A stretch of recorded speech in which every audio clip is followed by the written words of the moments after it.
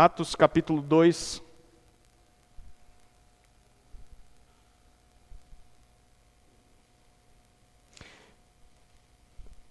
Faremos a leitura dos versículos 1 até 21.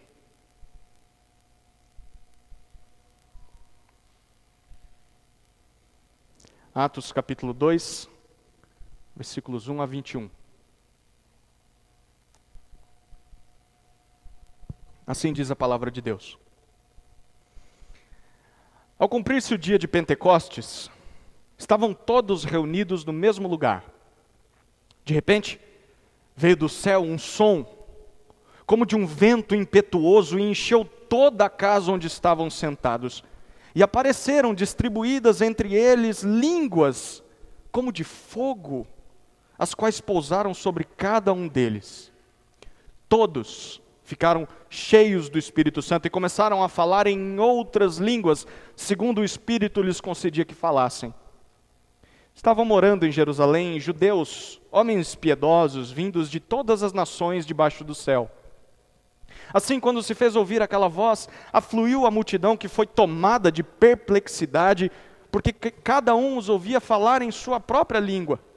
Estavam atônitos e se admiravam, dizendo: vejam, não são galileus todos estes aí que aí estão falando?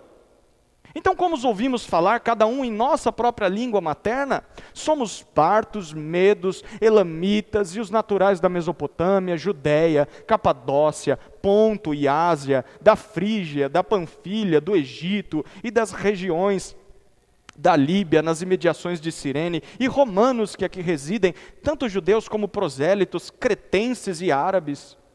Como os ouvimos falar sobre as grandezas de Deus em nossas próprias línguas? Todos, atônitos e perplexos, perguntavam uns aos outros: o que será que isso quer dizer? Outros, porém, zombando, diziam: estão bêbados. Então Pedro se levantou, junto com os 11, e erguendo a voz, dirigiu-se à multidão nestes termos: homens da Judéia, e todos vocês que moram em Jerusalém, tomem conhecimento disto e prestem atenção no que vou dizer. Estes homens não estão bêbados como vocês estão pensando, porque são apenas 9 horas da manhã. Mas o que está acontecendo é o que foi dito por meio do profeta Joel. E acontecerá, nos últimos dias, diz Deus, que derramarei o meu espírito sobre toda a humanidade. Os filhos e as filhas de vocês profetizarão, os seus jovens terão visões e os seus velhos sonharão. Até sobre os meus servos e sobre as minhas servas derramarei o meu espírito naqueles dias e profetizarão.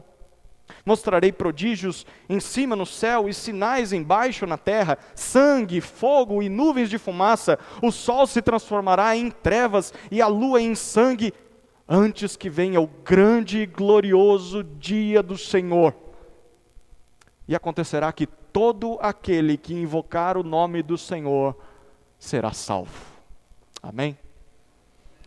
Vamos orar mais uma vez, queridos. Pai amado, te suplicamos que, através do Teu Espírito, o Senhor nos dê compreensão dessa passagem e que sejamos conduzidos através dela até a pessoa de Cristo. É a nossa oração, em nome de Jesus. Amém. Amém. Esse texto que nós acabamos de ler tem sido um dos textos mais importantes para a vida da igreja nos últimos 2000 anos. Para alguns, essa passagem aqui é motivo de orgulho, mas para outras pessoas, de controvérsia. Por causa dessa passagem aqui, há quem ame ser chamado de pentecostal. Mas também, há pessoas que não suportam sequer ouvir essa palavra. Afinal, o que o dia de Pentecostes significou para essas pessoas aqui, dessa época? O que possibilitou para elas o Pentecostes? Qual é o impacto do dia de Pentecostes na vida dos seguidores de Jesus? Qual é o impacto disso no mundo daquela época? E como nós deveríamos compreender esse texto nos dias de hoje? É para responder essas perguntas e tantas outras que nós vamos perceber nesse texto que Lucas, o autor desse livro, ele divide essa passagem que eu li em 3 partes simples, naturais, e na leitura a gente vai percebendo isso. E nós vamos perceber, à medida que fomos estudando essas três partes, 3 fatos sobre o Pentecostes. 3 fatos sobre o Pentecostes. O primeiro fato sobre o Pentecostes é que o Espírito Santo chegou. Versículos 1 a 4. O Espírito Santo chegou. Olhe novamente o versículo 1. Ao cumprir-se o dia de Pentecostes, estavam todos reunidos no mesmo lugar. O nosso texto começa 50 dias depois da crucificação de Jesus. E como nós sabemos que são 50 dias depois? Porque Lucas nos diz que era dia de Pentecostes. O que o dia do Pentecostes significa? Literalmente, essa palavra significa o 50º dia. O dia número 50. O que acontecia nesse dia? O dia de Pentecostes era uma festa que os judeus celebravam, tanto os judeus de Jerusalém quanto de todos os lugares do mundo. Nesse período, eles vinham até a cidade de Jerusalém e ofereciam para Deus a primeira parte das colheitas. Os primeiros frutos estavam surgindo, eles separavam esses frutos e dedicavam a Deus. E por meio dessas ofertas, eles celebravam aquela data, lá do passado, quando o povo, depois que saiu do Egito, da escravidão, celebrando a Páscoa, eles peregrinam por 50 dias e chegam ao Monte Sinai. E no Monte Sinai, o que acontece? Moisés sobe o monte e de lá ele recebe os 10 mandamentos. E então ele desce do monte e entrega a lei de Deus ao povo. E o que aquela lei dizia? Ela orientava aquele povo que foi escravo, que vivia numa cultura idólatra, cheia de falsos deuses, mas agora esse povo é o povo de Deus, foi libertado por Deus. Então a lei mostrava para eles um novo estilo de vida, um novo modo de se viver. Não mais como pagão, não mais como idólatra, não mais entregue às paixões do pecado, mas agora um povo que vai buscar fazer a vontade de Deus, para cumprir os propósitos de Deus em santidade. Então é bem nesse contexto que o nosso texto se encaixa. Aqueles seguidores de Jesus, eles estão reunidos num só lugar, na data de Pentecostes. Provavelmente eles estão naquele cenáculo, lembra? Domingo passado nós falamos isso, era um aposento que ficava na parte superior de uma casa ou de uma hospedaria, e eles estão ali reunidos, e então algo acontece. Versículos 2 e 3, olhe novamente.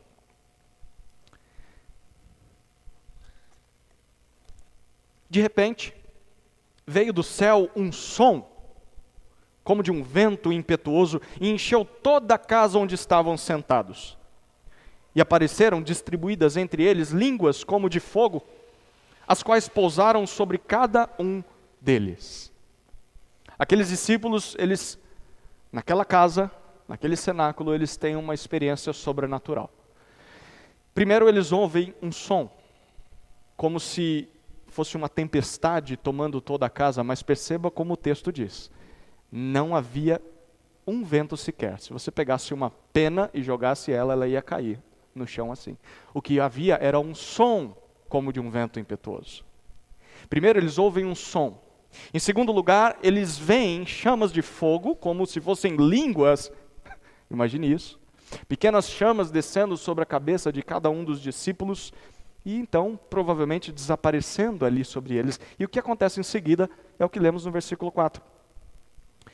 Todos ficaram cheios do Espírito Santo e começaram a falar em outras línguas, segundo o Espírito lhes concedia que falassem. O Espírito Santo preenche aquelas pessoas e por causa disso elas começam a falar em outras línguas por causa da capacitação do Espírito que estava sobre elas agora. Vale notar aqui que essa expressão outras línguas que foi usada pelo autor original, Lucas, ela significa literalmente idiomas diferentes. É isso que significam as palavras que Lucas está escrevendo para nós aqui. Então, são idiomas que eram falados em outros lugares do mundo. Em outras palavras, eu vou frustrar talvez algumas pessoas, nada de língua dos anjos aqui, tá? O texto está dizendo para nós que eram dialetos humanos diversos que as pessoas falavam e a gente vai falar sobre isso logo mais. O texto explica isso. Mas por enquanto, o que a gente precisa destacar é o primeiro fato sobre o Pentecostes. E o primeiro fato sobre o Pentecostes é que o Espírito Santo chegou. E o Espírito Santo chegou exatamente 50 dias depois da celebração da Páscoa, naquela festa que era marcada para festejar a entrega da lei de Deus ao seu povo. E por que isso é importante? Por que Lucas coloca isso com tantos detalhes nesse texto para nós? Porque entre o povo de Israel, naquela época, havia uma expectativa de que um dia Deus iria cumprir aquilo que ele tinha prometido. Por exemplo, pelo profeta Jeremias. Em Jeremias 31, você não precisa abrir lá, mas pode ler depois com mais calma, nós lemos que aquela geração que recebeu a lei escrita em pedras, eram 2 tábuas de pedras, aquela geração que recebeu aquela lei lá no Monte Sinai, ela falhou em obedecer aqueles 10 mandamentos. Mas não só aquela geração, os filhos dos filhos e dos filhos e dos filhos deles também falharam em obedecer a lei, eles não conseguiram viver de modo santo como era a vontade de Deus. Mas Deus prometeu, por meio do profeta Jeremias, que um dia ele iria firmar um novo contrato, uma nova aliança com o seu povo. Ele daria ao seu povo uma espécie de segunda chance para que o seu povo pudesse viver a maneira de Deus, para que o seu povo pudesse fazer a vontade de Deus, cumprir os propósitos de Deus. E em Jeremias 31, Deus diz que nesse dia ele iria gravar a sua lei, não mais em tábuas de pedras, mas dentro do coração desse povo. E dessa forma eles não iriam mais conseguir viver como pagãos, por mais que eles ainda tivessem o desejo de viver como pagãos, porque Deus iria falar a essas pessoas, iria incomodar essas pessoas, não mais com uma lei morta escrita em papel ou pedra, mas Deus iria falar com eles de dentro para fora. Deus iria falar ao coração deles. E mesmo que eles falhassem em tentar obedecer a Deus, Deus diz, nesse dia eu vou perdoar todos os seus pecados. E como é que Deus faria isso? O profeta Jeremias diz que é através do Espírito Santo.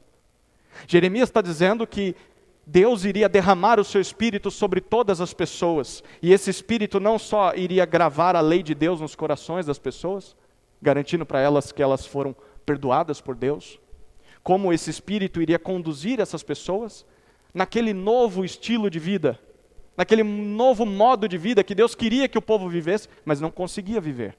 Mas agora, através do Espírito, eles vão conseguir viver. Então, é isso que nós estamos presenciando em Atos capítulo 2. Nós estamos vendo o dia em que Deus, enfim, cumpriu aquilo que tinha prometido por meio de Jeremias. E é interessante visualizar isso.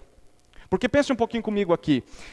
Lá no passado, Moisés subiu ao Sinai para de lá de cima entregar ao povo os 10 mandamentos, a lei de Deus, gravada em pedras, uma lei que o povo não conseguiu obedecer, não conseguiu cumprir. Mas no dia de Pentecostes, 50 dias depois da Páscoa, Jesus subiu ao céu, nós vimos isso semana passada, para entregar ao povo de Deus a lei de Deus, mas uma lei gravada no coração do povo, para entregar o Espírito Santo àqueles que se submetem a Deus. E esse Espírito iria capacitar esse povo, iria conduzir esse povo não só a conhecer a vontade de Deus, mas conseguir cumprir a vontade de Deus. Então é isso que nós estamos vendo em Atos capítulo 2, versículos 1 a 4. O Espírito Santo chegou. E o que isso significa para nós hoje? Talvez você esteja perguntando isso. Bom, significa que através desse dia, o dia de Pentecostes, Deus começou a sua nova aliança com os homens. Através desse dia aqui.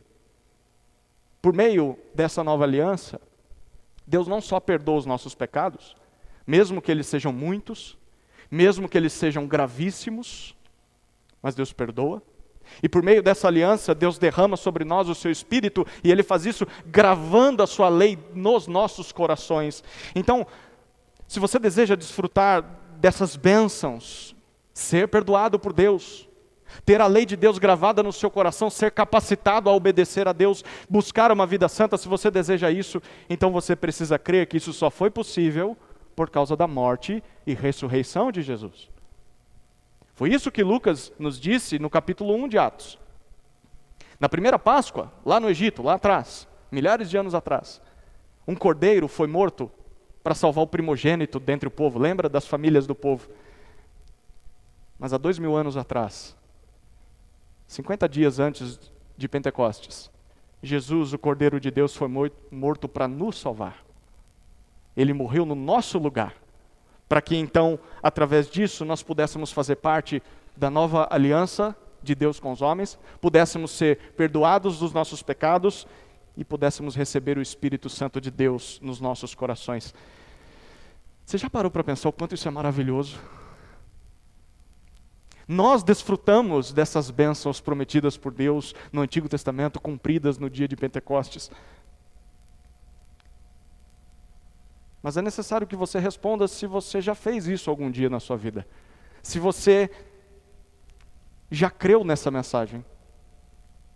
Porque se você ainda não creu nessa mensagem, o que tem te impedido de fazer isso? Por que você não fez isso ainda?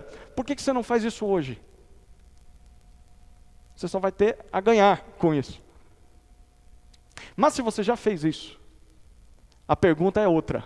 A pergunta é como está sendo a sua vida. Porque se Deus gravou a lei dele no seu coração, então Deus já te mostrou o novo estilo de vida que você deve ter. É essa palavra gravada aqui dentro, te incomodando a viver segundo essa palavra, o Espírito Santo de Deus te conduzindo a um novo estilo de vida. Como está a sua vida? Ela está sendo dedicada exatamente para viver não mais como pagão, como idólatra, mas agora viver como um povo santo, que faz a vontade de Deus. É assim que a nossa vida está marcada ou não? Porque é isso que Deus queria quando derramou o seu Espírito sobre o seu povo. O primeiro fato sobre o Pentecostes é que o Espírito Santo chegou. O segundo fato é que as nações começaram a ouvir o Evangelho desde esse dia. As nações começaram a ouvir o Evangelho. E nós vamos ver isso dos versículos 5 até 13. Mais uma vez, olhe comigo o versículo 5.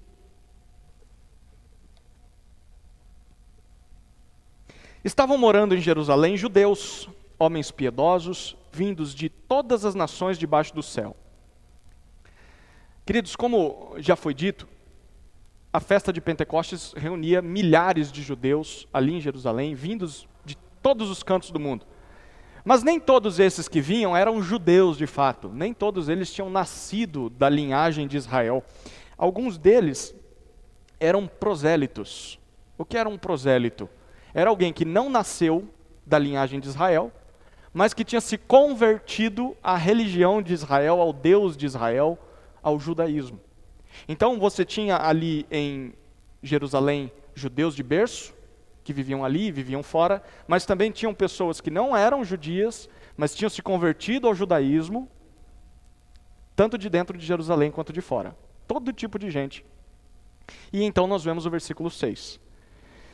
Assim, quando se fez ouvir aquela voz, que voz? A dos discípulos cheios do Espírito.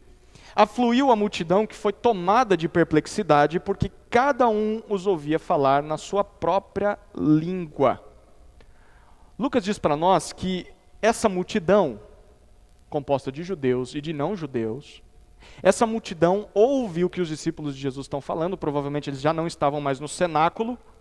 Uma vez que o Espírito está neles, eles começam a pregar, a falar em outras línguas, eles saem do cenáculo pregando sobre as ruas, nas ruas, e as multidões estão ali aglomeradas, eles chegam perto, e o texto diz que todos ficam perplexos, desconcertados. Por quê?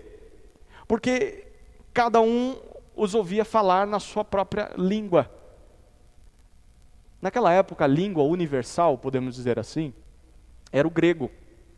Hoje em dia é o inglês, em algumas regiões, do espanhol. Então, imagine, o inglês de hoje era o grego daquela época. Mas você tinha ali em Jerusalém pessoas que falavam ainda o aramaico e pessoas que falavam o hebraico antigo, clássico. E ainda havia regiões em que as pessoas falavam o latim, por causa dos filósofos romanos, dos escritores romanos. Então você tem essas línguas mais faladas naquela época. Só pessoas muito ricas, pessoas muito instruídas tinham capacidade de falar mais de uma língua e todas essas línguas ao mesmo tempo. E por um milagre, a gente viu no versículo 4, o milagre do Espírito, aqueles simples discípulos, eles não tinham muita instrução formal, eles não eram acadêmicos, mas eles começaram a falar todas essas línguas. E o melhor de tudo é que as pessoas que estavam ao redor, que falavam aquilo de berço, elas estavam compreendendo o que os discípulos estavam falando. E como nós podemos ter certeza de que eram línguas compreensíveis? Porque eles mesmos dizem nos versículos 7 e 8, olha lá. Estavam atônitos e se admiravam, dizendo, vejam, não são galileus todos esses que aí estão falando? Então como os ouvimos falar, cada um em nossa própria língua materna? Aquela turma fica admirada, porque aqueles discípulos eram galileus, e provavelmente, como é que eles sabem, né? Talvez pelo estilo de roupa, mas principalmente pelo sotaque. É como se tivéssemos um nordestino aqui em São Paulo, ou um paulista lá no Nordeste, né? Dá para perceber, eles são de outra região. E a Galileia era uma região desprezada. Da Galileia não vinha muita coisa boa, não. Então lá em Jerusalém, que era a capital, o pessoal desprezava o Galileu, e eles dizem, essa turma vem da Galileia, mas mesmo assim nós estamos ouvindo eles falando a nossa língua fluentemente. E aí eles descrevem quem é que estava ali ouvindo isso. A partir do versículo 9 até o 11, nós temos uma lista aí de mais de 15 nações diferentes. Olha o que diz o texto. Somos partos, versículo 9, medos, elamitas e os naturais da Mesopotâmia, Judéia, Capadócia, Ponto e Ásia, da Frígia, da Panfilha, do Egito, das regiões da Líbia, nas imediações de Cirene, e romanos que aqui residem, tanto judeus como prosélitos, cretenses e árabes. Como os ouvimos falar sobre as grandezas de Deus em nossas próprias línguas? Toda aquela turma estava entendendo as grandezas de Deus, ditas pelos simples discípulos. Conforme o que nós já estamos vendo em Atos, e nós ainda veremos nesse livro, as grandezas de Deus, ou as maravilhas de Deus, talvez na sua versão esteja assim, elas dizem respeito àquilo que Deus fez em Jesus e através de Jesus em favor do seu povo. Em outras palavras, as grandezas de Deus dizem respeito à salvação que Deus ofereceu aos homens por meio de Jesus. As grandezas de Deus são o Evangelho. E aqueles discípulos estavam anunciando isso. Nós vamos ver um pouquinho mais sobre essas grandezas daqui a pouco, mas por enquanto, note que esse dom de línguas, ele não era um falar em linguagem incompreensível, não era um orar em linguagem incompreensível a Deus, como os nossos irmãos pentecostais fazem, porque não é sobre isso que esse texto está falando. Aliás, sobre esse assunto, o apóstolo Paulo fala em outra carta, e talvez um dia a gente chegue lá, 1 Coríntios, capítulo 12 até capítulo 14, ele fala exatamente sobre o falar uma língua incompreensível e orar a Deus em uma linguagem que ninguém entende. Mas não é isso que Atos 2 está falando. Atos capítulo 2 está mostrando para nós que o Espírito Santo capacitou aqueles simples discípulos para que eles anunciassem as grandezas de Deus, o Evangelho, através de línguas que eram línguas faladas pelas pessoas naquela época, mas línguas que eles não conheciam de forma fluente, mas eles estão sendo capacitados a falar, a ponto das pessoas compreenderem cada palavra que eles diziam. Então, é isso que está acontecendo aqui em Atos capítulo 2. E como que as pessoas responderam?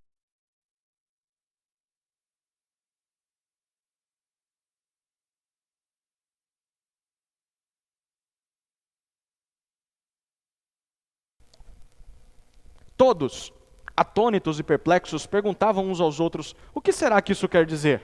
Outros, porém, zombando, diziam, estão bêbados. Olha lá. A primeira opinião é que havia algumas pessoas interessadas em entender o que estava acontecendo ali. Eles estavam compreendendo o que os discípulos falavam, mas não estavam entendendo o milagre. Então eles estavam interessados. Mas havia um segundo grupo que zombava apenas. E esse grupo dizia que eles estavam bêbados, o que é irônico, né? Porque uma pessoa bêbada não fala uma língua que ela não conhece de modo que a gente compreende, né? Na maioria das vezes a gente não entende nada que o bêbado está falando. Não faz sentido, mas havia uma turma ali que não estava entendendo e começou a zombar. Mas apesar disso, uma coisa aqui está clara. O segundo fato sobre o Pentecostes é que as nações, aquelas que estão representadas pelos povos ali em Jerusalém, as nações começaram a ouvir o Evangelho através da boca daqueles simples discípulos, mas que estão sendo capacitados pelo Espírito Santo. E o que isso quer dizer? Novamente, Lucas quer que a gente olhe para o Antigo Testamento. E você, como um bom leitor da Bíblia, deve ler a Bíblia nesse sentido, de entender o que o Antigo Testamento disse e como o Novo Testamento aplica o Antigo Testamento. Quando Lucas está falando isso aqui para nós, provavelmente está nos fazendo olhar lá para Gênesis 11. E o que acontece em Gênesis 11? Há muito tempo atrás, nós vimos que as nações da época, elas se uniram para construir uma sociedade em que eles não iriam mais precisar de Deus. Era uma revolta. E essa cidade foi chamada de Babel. Você já ouviu falar sobre isso? E eles queriam construir uma torre, a Torre de Babel, para chegar lá no céu e tirar Deus de lá. Era mais ou menos isso que eles queriam fazer. E o mais importante é que todos eles falavam a mesma língua, provavelmente a língua que Adão e Eva falavam com Deus, lá no jardim. E toda a humanidade falava essa mesma língua. E o que Deus fez diante dessa revolta? Deus desceu até a terra e Deus confundiu a linguagem deles. A partir daquele momento foi que surgiram as diferentes línguas, os diferentes dialetos. Então, aquela turma agora que já não se entende mais, eles ficam frustrados e eles param aquela construção e eles voltam cada um para sua casa confuso e frustrado. Depois disso, em Gênesis capítulo 12, Deus chama um homem chamado Abrão, naquela época. Depois Deus chama ele de Abraão. E o que Deus promete para Abrão?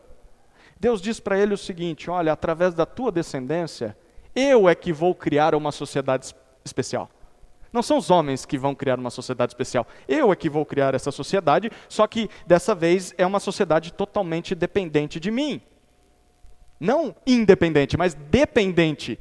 E uma sociedade que vai ser unida em uma só linguagem, em uma só maneira de falar. Então o que nós estamos lendo em Atos capítulo 2, basicamente é a reversão do que aconteceu lá em Babel, quando o povo estava construindo a torre. Lá, Deus confundiu a linguagem daqueles povos através de vários idiomas, mas o que nós estamos vendo em Pentecostes é que Deus está se apresentando às diversas nações, nos idiomas das nações. Então Deus os está unindo em um só povo, em uma só mensagem, como Ele prometeu para Abraão.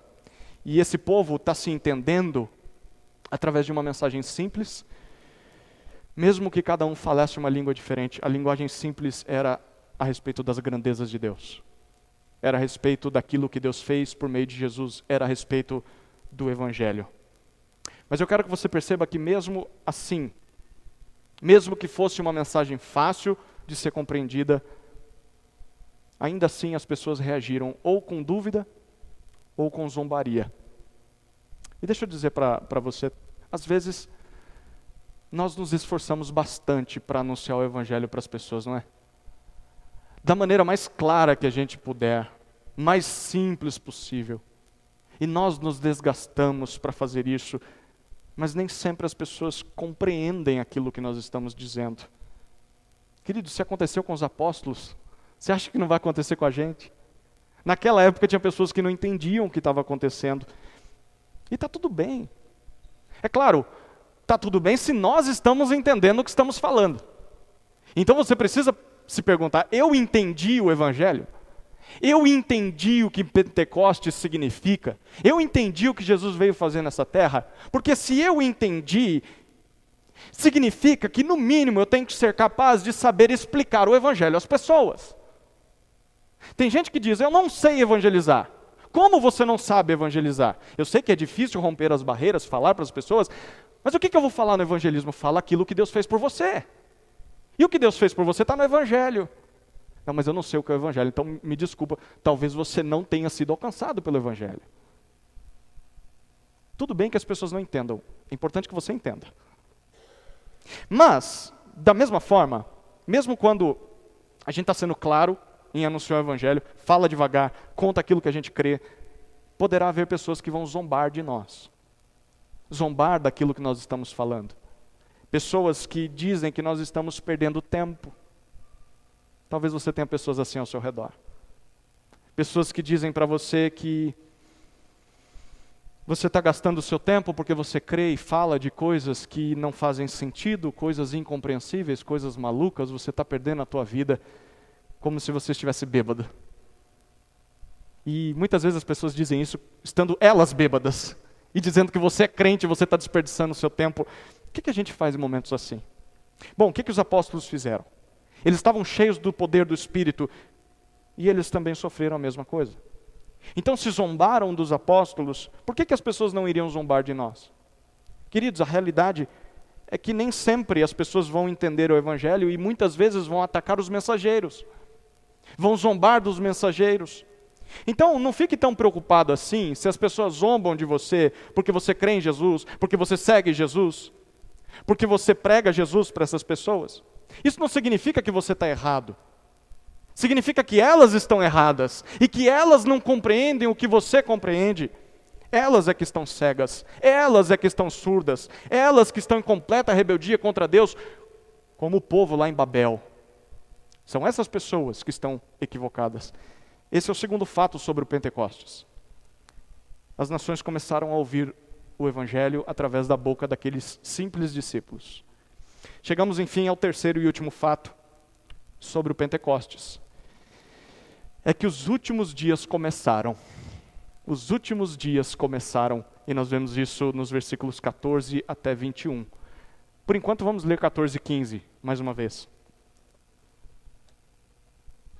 Então Pedro se levantou junto com os 11, e erguendo a voz, dirigiu-se à multidão nestes termos: Homens da Judéia, e todos vocês que moram em Jerusalém, tomem conhecimento disto e prestem atenção no que vou dizer. Estes homens não estão bêbados como vocês estão pensando, porque são apenas 9 horas da manhã. Como nós vimos, a multidão está reagindo aqui em misto de dúvida e de zombaria. E alguém precisa dar uma explicação do que está acontecendo. Então, é nesse momento que os 12 apóstolos, eles se levantam. Provavelmente o povo se assentou, porque estava querendo ouvir o que eles diziam, estavam ali questionando o que aquilo significava. Os apóstolos percebem as dúvidas e a zombaria e eles se levantam. E aí Pedro toma a frente, e Pedro então faz um discurso que primeiro é uma resposta para os zombadores. E aí ele diz para aquela turma que aquilo não era e nem poderia ser resultado de bebedeira, porque não era hora, para aquilo. Aqui é interessante perceber que, diante da zombaria de algumas pessoas, Pedro oferece uma resposta lógica. Pedro diz, não faz sentido eles estarem bêbados agora, por causa do horário. Pedro está explicando o mal-entendido. Significa que as pessoas que zombavam agora vão parar de zombar? Não, não significa. Mas pense um pouquinho aqui. Pelo menos aquilo serviu de explicação para aqueles que estavam com dúvida. Irmãos, às vezes quando nós explicamos sobre aquilo que nós cremos, para as pessoas que estão zombando de nós, talvez essas pessoas continuem zombando de nós. Mas já parou para pensar que enquanto você está explicando para o seu tio que não crê e é ateu, talvez o seu sobrinho esteja do lado ouvindo a tua explicação, e esse sobrinho que estava com dúvida pode vir à fé porque você está explicando o Evangelho para o tio que zomba de você? Interessante, é isso que Pedro está fazendo aqui. Ele está respondendo os zombadores, mas ao mesmo tempo dando explicação para quem tinha dúvida. Então não perca as oportunidades. Se você tiver a oportunidade de testemunhar de Jesus, quem sabe explicando a fé para um zombador, você não testemunhe de Jesus para aquele que tem interesse, mas talvez tenha vergonha de falar com você. Então não perca as oportunidades. Então, depois de calar os zombadores, Pedro se volta para aqueles que estavam com dúvida. E então ele diz no versículo 16 o seguinte: Mas o que está acontecendo é o que foi dito por meio do profeta Joel. O que Joel profetizou? Se você rapidamente olhar para o versículo 17 abaixo aí, você vai ler que Joel falou sobre os últimos dias, certo? A gente já vai ver o versículo 17 com mais atenção. Mas Joel profetizou sobre os últimos dias. Na linguagem do Antigo Testamento, os últimos dias seriam um tempo em que as promessas de Deus feitas lá no Antigo Testamento seriam completamente cumpridas. Os últimos dias seriam como uma espécie de ponto alto da história da humanidade. É o objetivo final da história. E nesses dias, que não poderiam apenas ser alguns dias, mas poderiam ser muitos dias, anos, séculos, talvez milênios.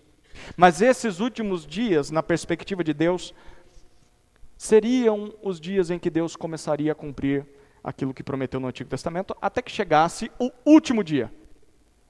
O último dia dos últimos dias, esse último dia, era chamado de o dia do Senhor.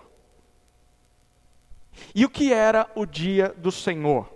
O dia do Senhor era um dia em que o próprio Deus viria em pessoa, lá do céu, aqui para a terra, para colocar um ponto final nessa história. E Deus faria isso julgando todos os pecados dos homens e dando início ao seu reino definitivo sobre toda a criação, em uma nova criação. E antes que o dia do Senhor chegasse, Joel capítulo 2 fala sobre isso, alguns fatos vão acontecer antes. Pelo menos 3 que são citados aqui por Pedro. Fatos que acontecerão entre os últimos dias. Olha o primeiro fato, está nos versículos 17 e 18. E acontecerá nos últimos dias, diz Deus, que derramarei o meu espírito sobre toda a humanidade. Os filhos e as filhas de vocês profetizarão, os seus jovens terão visões e os seus velhos sonharão. Até sobre os meus servos e sobre as minhas servas derramarei o meu espírito naqueles dias e profetizarão. O primeiro fato a se cumprir antes do dia do Senhor é que Deus iria derramar o seu espírito sobre todo o seu povo. E Deus usaria todos, homens, mulheres, escravos, senhores, todos, para falarem sobre o reino dele, para profetizarem sobre o reino dele, para verem o reino de Deus, para sonharem sobre o reino de Deus. No passado, você vai lembrar que só reis, profetas, sacerdotes e talvez um ou outro homem piedoso, mulher piedosa do Antigo Testamento é que tiveram o privilégio de fazer essas coisas que o texto diz. Mas Deus está dizendo que nos últimos dias todos os crentes seriam testemunhas do reino dele. E conforme Pedro, é exatamente isso que estava acontecendo naqueles dias, lá em Pentecostes, há 2000 anos atrás. O segundo fato a se cumprir antes do dia do Senhor, nos últimos dias, está nos versículos 19 e 20. Olha lá. Mostrarei prodígios em cima no céu e sinais embaixo na terra, sangue, fogo e nuvens de fumaça. O sol se transformará em trevas e a lua em sangue, antes que venha o grande e glorioso dia do Senhor. O segundo fato a se cumprir antes que o dia do Senhor chegue é que Deus iria abalar os elementos da criação. Como se Deus estivesse enrolando essa criação. O autor de Apocalipse usa essa linguagem, como se Deus estivesse enrolando um pergaminho. Deus estaria encerrando essa realidade, para que então ele pudesse gerar uma nova criação através dessa velha criação. Então, antes que o dia do Senhor chegue, antes que os últimos dias terminem, esse mundo vai parecer que está desfazendo. Se você pensar um pouquinho comigo, de fato isso se cumpre um pouquinho mais a cada dia, não é verdade? Essa criação está, parece que, caindo, derretendo, os astros no céu, a terra, os mares, os animais. É isso que está acontecendo. Céu e terra estão sendo abalados. E aí nós chegamos ao terceiro fato a se cumprir antes do dia do Senhor, versículo 21. E acontecerá que todo aquele que invocar o nome do Senhor será salvo. Aqui está o terceiro fato. Antes que chegue o dia do Senhor, Deus salvaria todos aqueles que invocassem o nome do Senhor. Queridos, de acordo com Joel, o dia do Senhor seria sim um dia de juízo a todas as nações, mas também seria um dia de salvação. Antes que esse dia chegasse, Deus ofereceria aos homens uma segunda chance para que eles pudessem ser salvos. Mas que salvação era essa? Na linguagem de todo o livro de Joel, e você, de novo, pode ler esse livro também durante a sua semana, mas durante todo o livro de Joel, ele está mostrando para nós que quem invocar, a palavra invocar significa clamar, buscar socorro. Quem invocar ao Senhor vai desfrutar de uma dupla salvação. Primeiro, vai ser salvo do justo castigo pelos seus pecados. Vai ser salvo do juízo final e eterno de Deus contra os pecados dos homens. Mas quem invocar ao Senhor, além de ser salvo do juízo, também vai poder participar da nova criação que Deus está fazendo.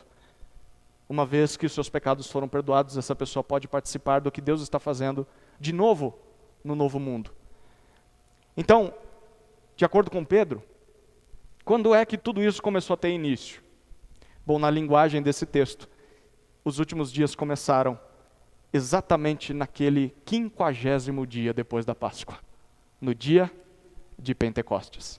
Esse é o terceiro fato sobre o Pentecostes. Os últimos dias já começaram. Já começaram. E esse início foi marcado por Deus ter enviado o seu Espírito ao seu povo para que eles pudessem ver, sonhar e falar sobre o reino dele nessa terra.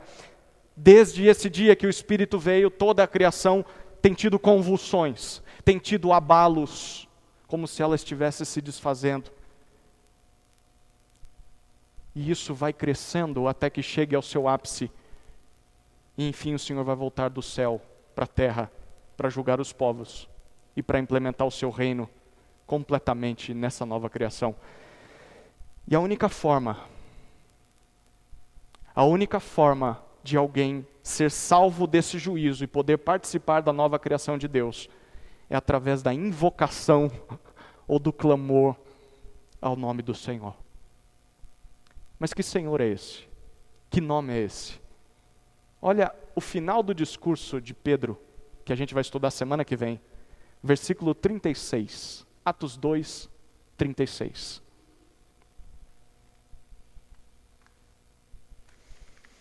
Portanto, toda a casa de Israel esteja absolutamente certa de que a este Jesus, que vocês crucificaram, Deus o fez Senhor e Cristo.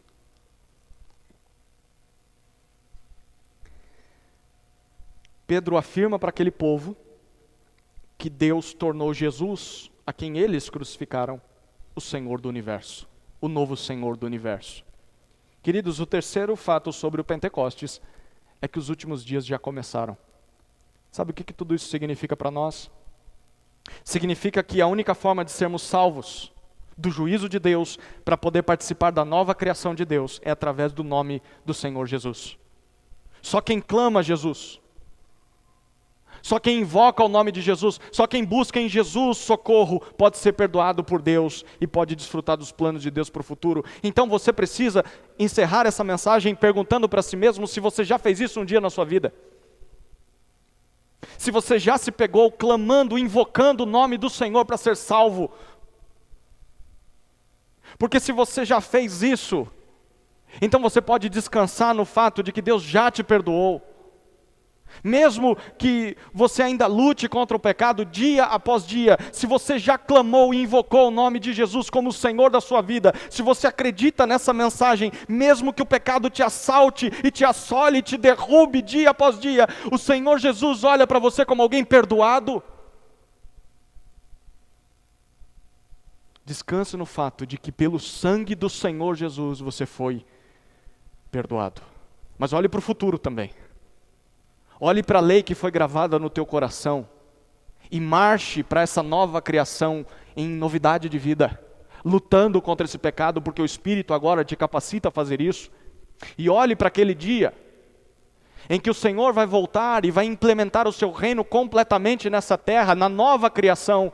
E nesse dia, a Bíblia diz que Ele vai enxugar dos nossos olhos cada lágrima. Lá não há mais choro, não há mais tristeza, não há mais luto. Olhe para esse dia, porque você invoca o nome do Senhor, isso tudo é verdade para você. Você vai viver com o Senhor para todo sempre. Mas deixa eu dizer para você que talvez não tenha feito isso ainda na sua vida. Se você nunca invocou o nome do Senhor, então você deveria considerar fazer isso o quanto antes, porque nós já estamos vivendo os últimos dias. Se os últimos dias começaram 2000 anos atrás, hoje são o quê? Os últimos dos últimos dias. Quem garante que o dia do Senhor não seja ainda hoje? Se você tem a audácia de dizer para si mesmo, não, eu não tomei uma decisão por Jesus ainda, deixa eu curtir um pouquinho mais o pecado aqui. Deixa eu buscar os meus sonhos, os meus projetos. Depois eu dou ouvidos a Jesus. Por quê? Porque talvez eu vou viver até os 100 anos, com a tecnologia do jeito que está, a medicina com os seus avanços. Eu tenho um pouquinho de dinheiro. Eu acho que o tipo de vida que eu tenho, não vou morrer tão cedo assim. Bom, louco. Essa noite te pedirá o Senhor a sua alma e você, com os bens que conquistou, vai fazer o que com isso aí? Mas talvez você não morra, mas o dia do Senhor chegue. E você está protelando e está enrolando e com preguiça e procrastinação e provocação ao Senhor, você tem não decidido por Jesus constantemente na sua vida. Então deixa eu dizer para você, aproveite a segunda chance que o Senhor está dando, porque ninguém sabe quando vai ser o último dos últimos dias. Ninguém sabe quando será o dia do Senhor, porque essa pode ser a sua última chance. Queridos, ainda há muito mais para falar sobre o dia de Pentecostes, e a gente vai gastar mais 2 mensagens falando sobre isso, porque o capítulo 2 é muito longo, mas por enquanto essas informações aqui já são importantes. No dia de Pentecostes, o Espírito Santo chegou, as nações começaram a ouvir o Evangelho, e os últimos dias começaram. Que ao lembrar de Pentecostes, você se lembre dessas coisas, e tenha elas no seu coração. Amém? Vamos orar. Senhor Jesus, obrigado pela mensagem de Atos, capítulo 2, que muito nos desafia. Como é bom poder estudar a Tua Palavra. Como é bom poder descobrir aquilo que o Senhor fez no passado e que tem tanta relevância nos dias de hoje, principalmente no que se refere à salvação. Obrigado por nos oferecer a chance de sermos salvos. Senhor, eu oro para que a nossa igreja seja uma igreja conduzida pelo Espírito Santo. Uma igreja que não fuja da ação do Espírito. Uma igreja que entenda que não há lugar na face da terra que nós possamos nos esconder da Tua presença e da Tua ação. Então, que ao invés de fugir, nós nos rendamos à Tua vontade. Que o Teu Espírito nos dirija ao cumprir a Tua vontade nessa terra. Que mude o nosso modo de viver. Que nos faça viver mais parecidos com Jesus. E eu oro, Senhor, por aqueles que ainda não tomaram uma decisão. Que hoje seja o dia, antes que o último dia chegue. Que o Teu Espírito os converta. Que o Teu Espírito transforme esses corações, para que eles também possam encontrar salvação em Cristo. Essa é a nossa oração, Senhor. Em nome de Jesus. Amém. Amém.